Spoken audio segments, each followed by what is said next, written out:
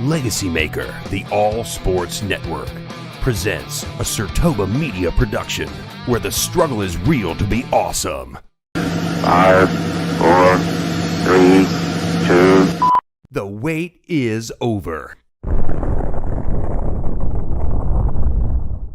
Hello everyone, we are syndicated with another special edition of the In or Out Sports Debate, Volume 7, best of episodes 31 through 35, with your host, Drew Willingham, joined by special panelist, Wole Akinso, Golden Boy Greg Anthony, Cody Stewart, Korrey Mann, P. Alexander Wally, and Michael Bish.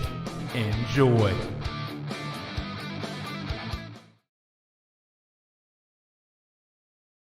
Round 4.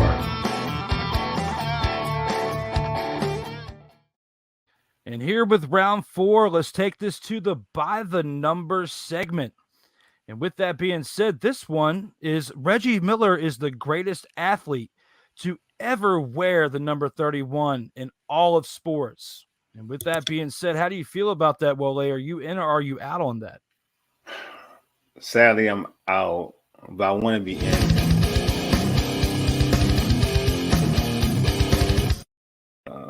Reggie is like one of my favorite basketball players, so it hurts me to say that. The first I was going to say in, but when I had to think about it, Greg Maddux rocked the number 31. Greg Maddux was one of the best pitchers of my lifetime, and and in terms of in different tenures, I mean, he was Chicago Cubs, he was great. And with the Braves, obviously a lot of people remember him with the Braves. He was great. So Greg Maddux, in terms of what he did with the pitching as a pitcher, especially with his two-seam fastball, be able to spot it from from look like it's going directly to you and again hitting that inside corner of the plate. I had to say Greg Maddux is like the greatest 31 of all sports. With that being said, I definitely agree with this. I'm out on this as well.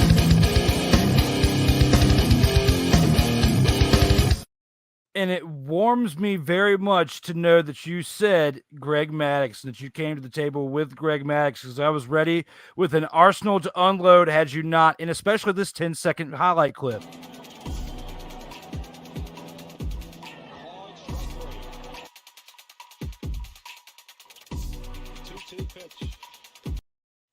Look at the movement on that. His two-seam was crazy. That is insane. I just got to play that 10 seconds again.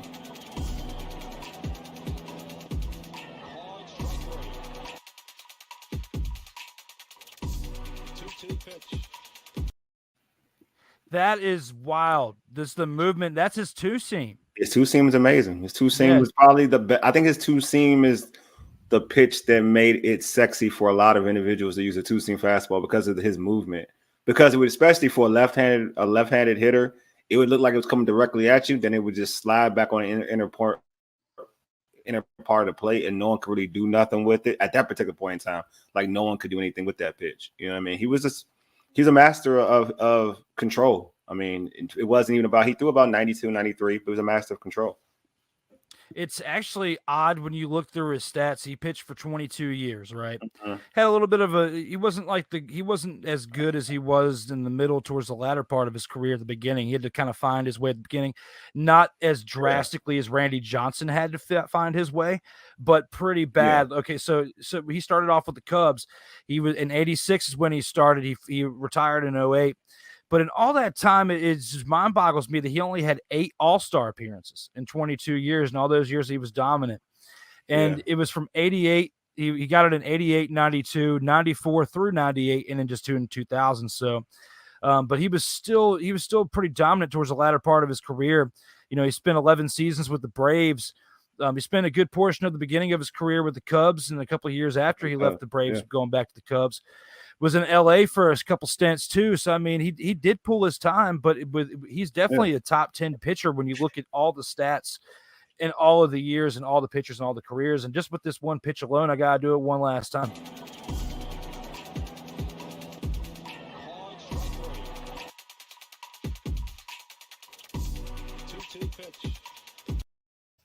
And because we both disagreed, we actually unlocked the first installment of this. Hell to the no, to the no, no, no, no. Hell no, no, to the no, no.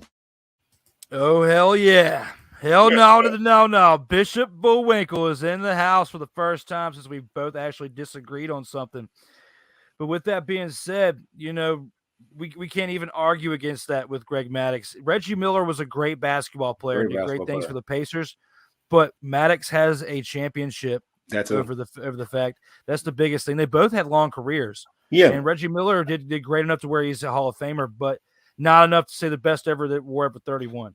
Yeah. And arguably you can make the argument that Maddux may be the best pitcher of his era. You can make that argument. Pitcher. We talk about positions, right? You can't say that Reggie, and I love Reggie. I think Reggie's one of the most clutch players ever, but you can't make the argument that Reggie was the best two guard in his era. Round 3. With round 3, AEW will not make the same mistake that WWE did with underutilizing Claudio Castagnoli. How do you feel about this, Greg? Are you in or are you out on this? I'm out.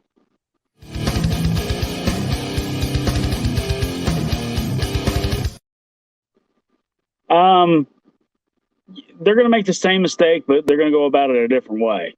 WWE, underutilized him in the sense that they felt like they didn't have to have him and they kind of went other directions, things like that. AEW is going to underutilize him, but they're going to do it because they forget all about him.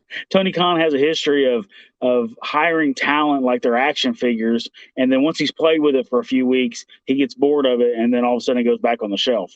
So it's very hard to get ahead in an environment like that, a culture that he's creating like that.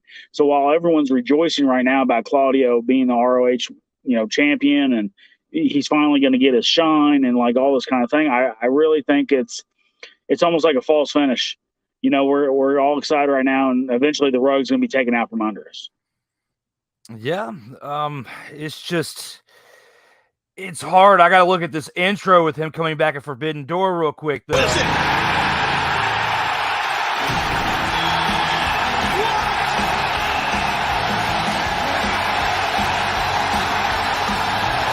Claudio Castagnoli! Goosebumps. Oh. And you don't normally get goosebumps. Have called our fair share of balls. My God, so in the world, we've got two of the best right here. And with that, I got to disagree. I'm in. I just feel like they see what WWE messed up on. He is someone that now with CM Punk hurt, you've got Kenny Omega that's out for how long, however long you see that being gone.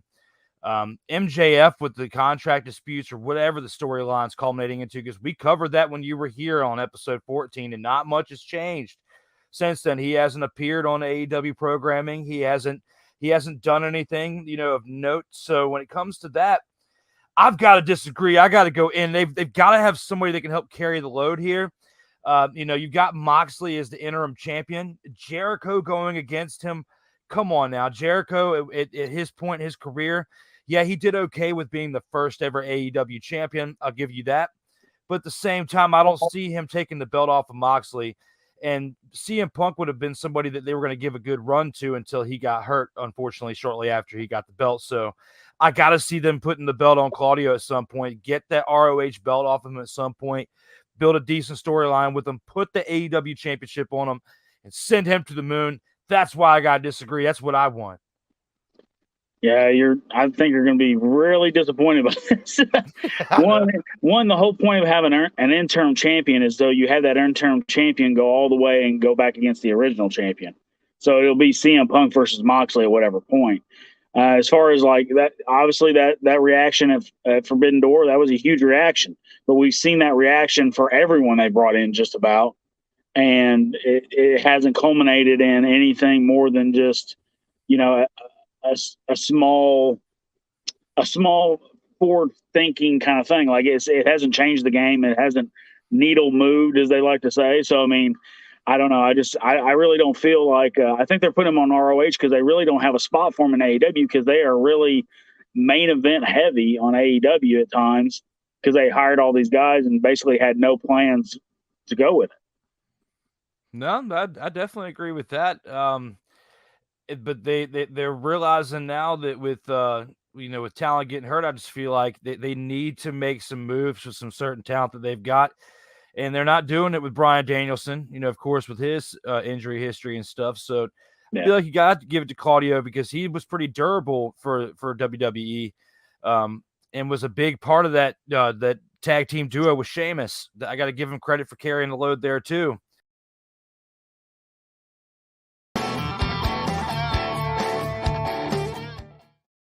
And here with round 4 is what we like to call the By the Numbers segment. Got to give a shout out to Russ Telefera for this idea that he had back in the LegacyMaker group chat about a year ago or so. But by the numbers, because we are in episode 33, Kareem Abdul-Jabbar is the best to ever wear the number 33 of all sports athletes in history. How do you feel about this, Cody? Are you in or are you out on this? I'm in on this. So this topic is kind of tough. And the reason I say that is because there have been guys that have changed numbers over the years. Like, some guys that have wore 33, but not throughout their whole career, like Shaq in the NBA, Frank Robinson in baseball, some of the best 33s to wear. But when you factor in just the legacy, the statistics, it has to be Kareem. He's first all time in points scored right now. LeBron is closing in on him. 19-time All-Star, 6-time NBA champion, 6-time MVP, 2-time Finals MVP, and a 15-time All-NBA. That is a mouthful right there. And to do that over the span of with two teams, the Milwaukee Bucks and the Los Angeles Lakers, it has to be Kareem. There's nobody else that wore 33 like Kareem. Absolutely. Before I give my take, I tried to wear 33 the best I can in this beer and chicken league. Let's show a little highlight of that.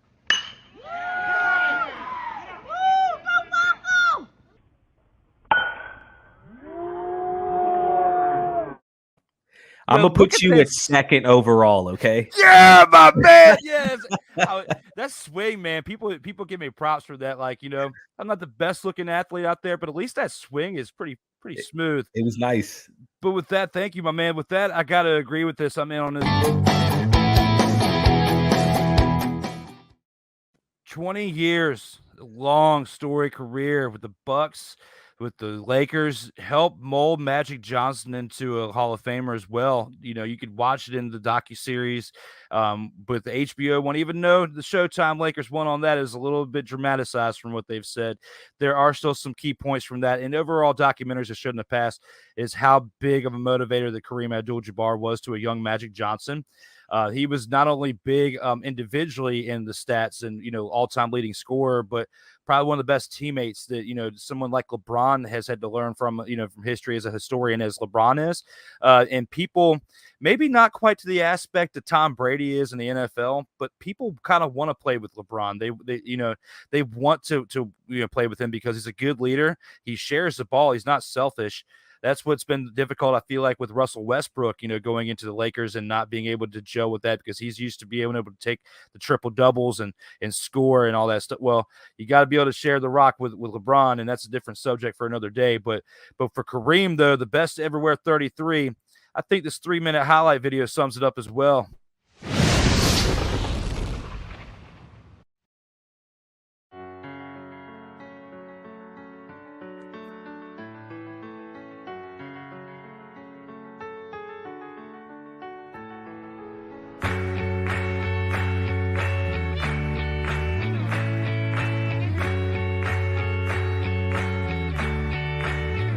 Jabbar and Chamberlain. He's got 2 in a row over Wilson.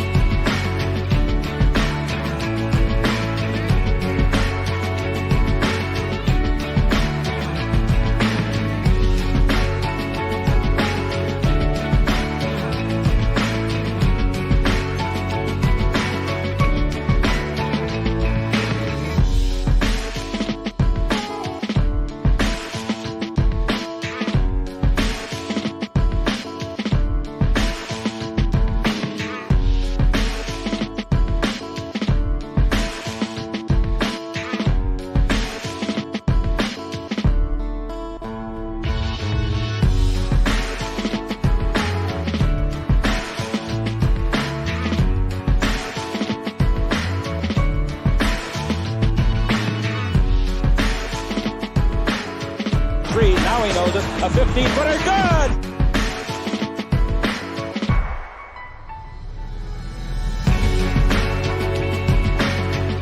Skyhook up and Lakers win! Kareem Abdul-Jabbar has given the Los Angeles Lakers a victory!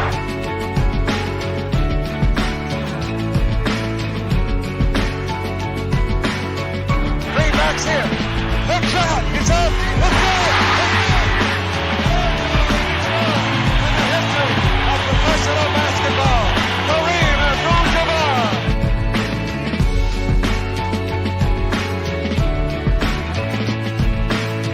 Thank you from the bottom of my heart.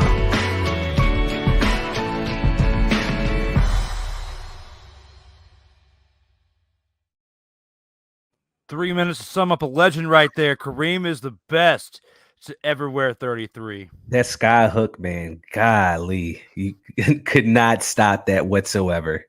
You couldn't. And so many people try to mimic that shot, and there's only one that could ever do it so gracefully, and that is Kareem Abdul-Jabbar. Round 4.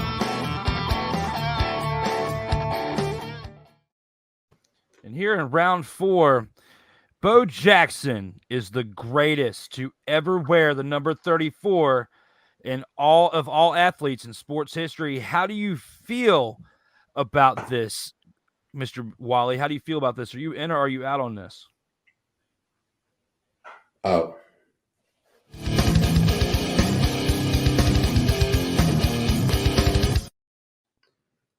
First of all, I want to say that Paul Pierce and Giannis Antetokounmpo can kick rocks. Secondly, or firstly, I feel like Bo gets a lot of credit for being a two-sport player, but I don't see the overall dominance of that. So for me, I would say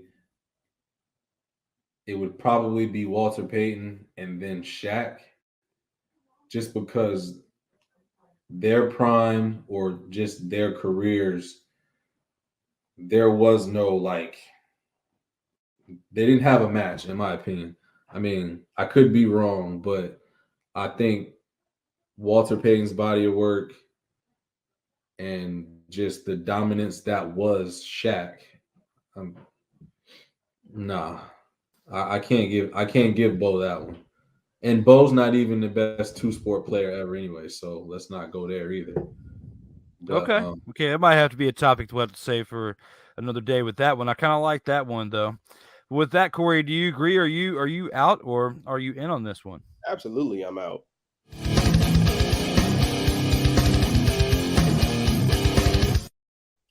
So a few notable names, excuse me while I pull up my notes. A few notable names that's worn 34 in their careers: Charles Barkley, Hakeem Olajuwon, David Ortiz, Walter Payton, as Wally said, Ray Allen, Herschel Walker, Roy Howard, and none of them compare to the 7'1", 325-pound Shaquille O'Neal, who played 19 years in the league. None of them.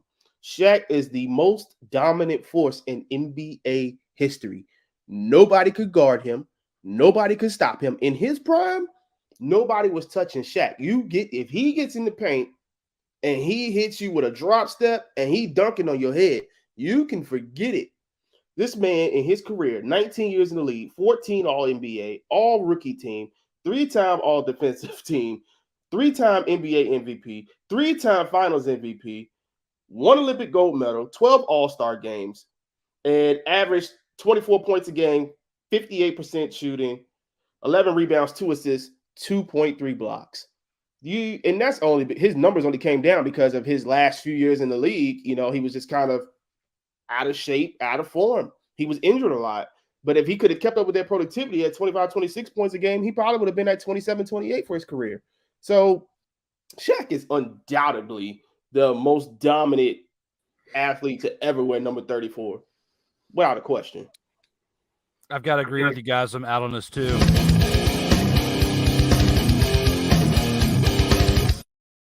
3 straight NBA finals, 3 straight championships with the Lakers, and did that with Phil Jackson, who had already had 6 championships with the Bulls coming from another team. So definitely helped him out at the 7-footer as you were pulling up in your facts there with your notes. I love the notes.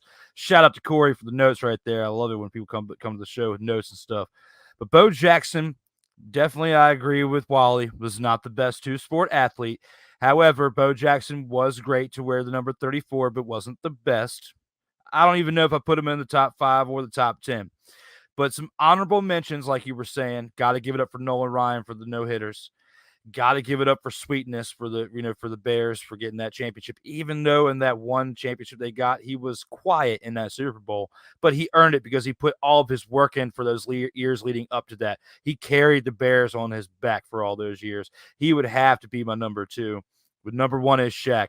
3 straight NBA finals, taking a team, helping change that culture in there that had been shaken up since the whole Magic Johnson debacle of when he got AIDS and came back and played 96.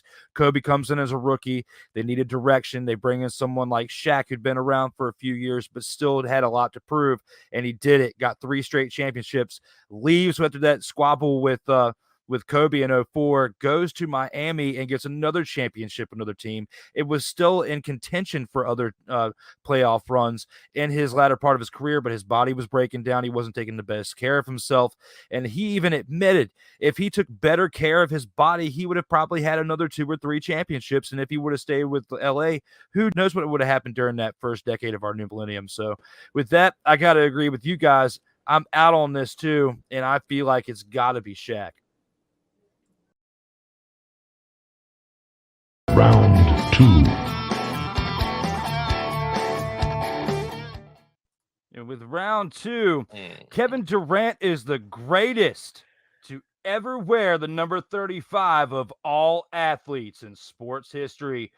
Very controversial topic, but that's how we start it here on the In or Out Sports Debate. How are you feeling about this, Bish? Are you in or are you out on this?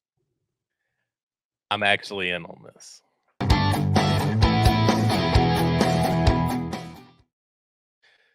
And I'll tell you what, I've come to love KD, to not like KD, to really love KD, and now he's just kind of pissing me off again. So, but we're talking about athletes and what they do with their talent and what they can do and on on the court or in the field, on wherever we talk about amongst all of sports and to wear the 35. But to me,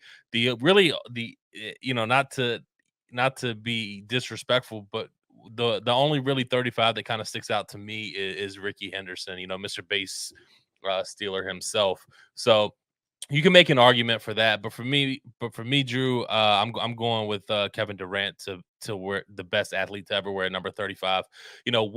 What he can do at his height, his size, the way that he can pull up and just score on anybody is something like we've kind of never seen before with his size. I mean, that's the biggest thing. And his defense may not be the greatest, but we've seen him take over games in the finals against LeBron when he was obviously he was with Golden State when he got those 2 championships where he won finals MVP, but rightfully so. I mean, he went off in those games and he was the best player on the court on the biggest stage. So when it comes to Kevin Durant and his talents, there's no denying it.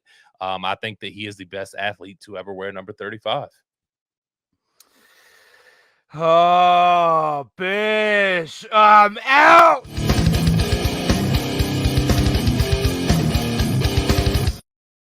There's one guy that you forgot about. There's one guy. He's one of the best baseball athletes of those generations, those decades that he played. He's a baseball Hall of Famer, a 10-time All-Star, a 2-time World Series champion in 1989 with the Oakland Athletics and in 1993 with the Toronto Blue Jays. He's an AL MVP in 1990, an ALCS MVP with said Athletics in 1989, a 1981 Gold Glove Award winner, and a 3-time Silver Slug Award winner in 1981, 1985, and in 1990. Give it up for Ricky Henderson. You got to give it up for Ricky Henderson. You have to at number 35. The longevity of his career, played for like almost 30 years. It felt like he played as long as baseball had it been existed. You got to give it to Ricky Henderson. That's how I feel. I could be wrong, and I did make a 5-minute highlight clip for Kevin Durant of what we're about to see that'll make you out there, the viewer, think, was it Ricky Henderson or was it Kevin Durant? These highlights are primarily of him wearing the number 7 since he left the Golden State Warriors. But what do you think? With Kevin Durant, how he plays, is he the best one to ever wear 35? Are y'all related? He has embraced this city, and they have embraced him. Harris, and a block from Durant. Kelly Oubre getting a 2-year, $25 million deal for Charlotte. Oh, what a look from Durant. Millsap connects on the 3. Gorgeous find from Kevin Durant. Nets have time to work with here. 7 seconds. Durant looks at the clock. Caldwell Pope digs in. Durant. Oh, a major splash! Didn't see the open man, Bruce Brown, on the baseline. Instead, it's Durant with the shot clock winding down. Durant lines it up. Durant! Splash! Indiana's 4 of 5 from long range. Durant's got 11. Craig goes down. Durant has got a highlight! KD doing damage from the perimeter. Had the foul again. Ankle breaker. Oh. Kevin Durant is one. He has been on the inside. Brown. Look for the open man. Durant, the bounce. Joe Harris, the finish. KD. The block by Aldridge. Carter in there. Mills swings it. Durant against Gallinari. Look out. Durant. Griffin gets it in for Mills. 4 seconds. 3 seconds. To Durant. Fires at the horn. Kevin Durant rattles home from deep. Much needed. Green defending Durant. 3 on the shot clock. Crossing deep in the bag. Durant scores again. Oh, wow. That's what he's averaging this year. Top 5 among centers. Oh, Durant. Oh, wow. Kevin Durant. Thunder offense off to a good start here in the third quarter. 10 points, a couple of threes, but the Nets go right back to it, and Baisley's going to get called for the bump and the foul and the fadeaway of Durant. Stuffing every day of the year. Right. Smart turns it over. Thomas to Durant. Durant goes inside on the flush. And the lead is 16. Just not falling for Tatum. 1 for 9 for 3. Durant down the other end. Layup is good, and the foul. Kevin Durant, chance for a 3-point play. Durant looking for the dagger. Durant, yes! Kevin Durant puts the Nets in front by 5. They double Durant. Mills back to Durant. Fadeaway. Got it! Got it! What a big-time hit! Shots, and of course, always use that physicality and body. Durant, downtown hit for Kevin Durant, and the foul.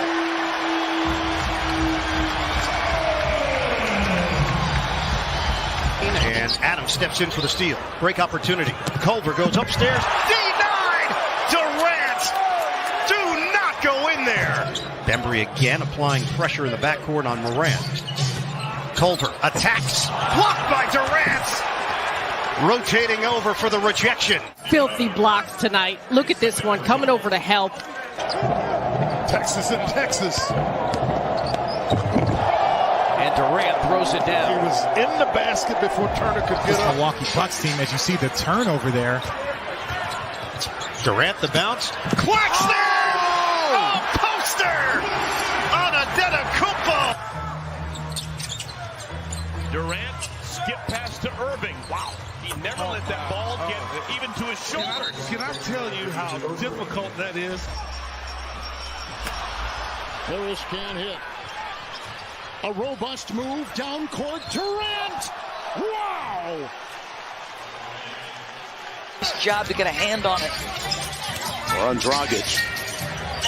Durant straight line drive and says it with his chest. Straight line driving, lack of communication. Julius standing there looking. Durant asking for a screen, sending it away. 12 seconds left. Durant, you bet! KD on a three to put Brooklyn in front by 1. Utah down to 43% shooting. Durant finds Griffin. Hammer jam. With 4 threes and 11 rebounds. Got a screen from Claxton. Oh, what a pass. What a pass indeed. Great pick and roll, screen roll game with the 2 bigs inside. Red-like throw. Durant into Claxton. Got to play smart basketball. Oh, Irving comes up with a steal. 3 on. Irving racing in, finds Durant for the hammer. Now that was textbook. Irving hands to Durant. Oh, what a find!